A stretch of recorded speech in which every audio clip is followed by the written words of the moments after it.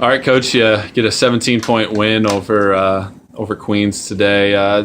Kind of in the opposite shoes of where you've been the last couple games. I think you have to be proud, though, that your girls were actually able to shut down the team and kind of answer once Queens made it a run in the middle of that second half. No doubt. I thought, we did such a really good job in the first half. I think it's one of the best games we've played from an intensity standpoint.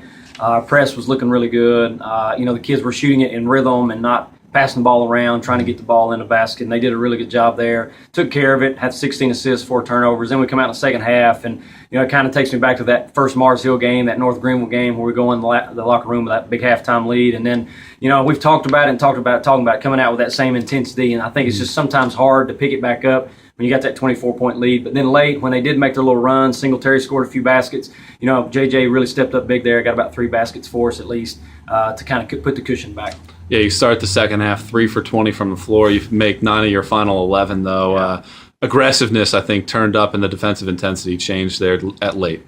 Yeah, we had to change some things because I think we'd gotten a little tired, lost our legs, couldn't bring the heat out of our press as much as we could, had to change presses and not get to traps as much because we were giving up stuff on the back end when they had throw over the top. And then, like I said, we always do that late. I mean, it's 3 games in a row now where we've needed baskets late, whether we've been behind or we're up.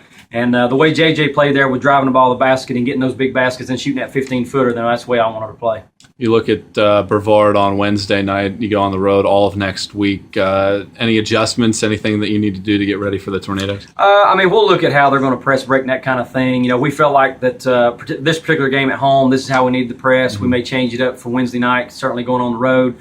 But nonetheless, it's going to be the same kind of tempo that we want to play. And we need to go back and watch that first half in particular because I like the way they shot it out of transition and scored the ball. And when you play that way, I think it's really fun. I think it can carry over in the next game, etc.